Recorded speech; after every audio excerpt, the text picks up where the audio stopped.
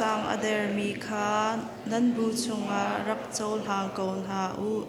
an pum pak ronga khan rak al ha u mi pa pakhat chu azum nak ni zai ei po a ong ko siman se lo zum nak ader mi ni chun an shin so lo kha a zai po a mi ni khan chu pantuk in a ve lo mi kha azom tei ok aslo chun zoi po a mi kha an shin so lo a mi ni asoi ok asve lo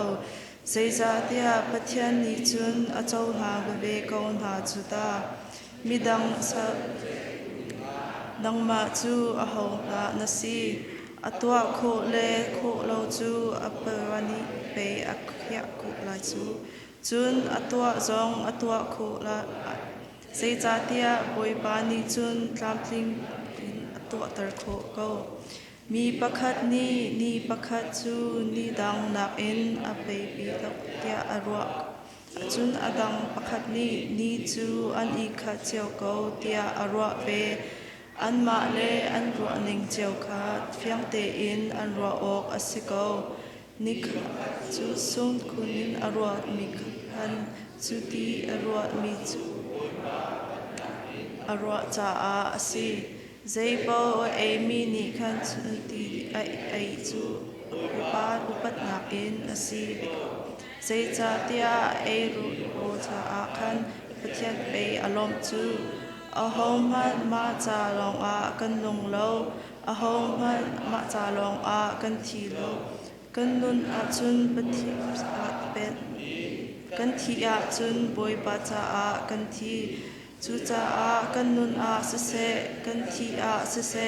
boi pa ta kan si zai cha tia khri a thi a tho than chu nun na he a thi mi he an boi a si ok asi asia chun nan ni an shin so ai mi ni zai ta da nan u naw ha chu nan soi khun ha chun nan ni an shin so ai mi zai cha da dan u naw chu nan zo te nak kan di lak in pathian mai a pachai ok kan chuak ko zai cha tia chathiang ni kan nun bang in mi viau te ni kan mai a kan khu kan pilai te ni ke ma chu pathian asi anti lai tia koi pa ni ati bang khan asalai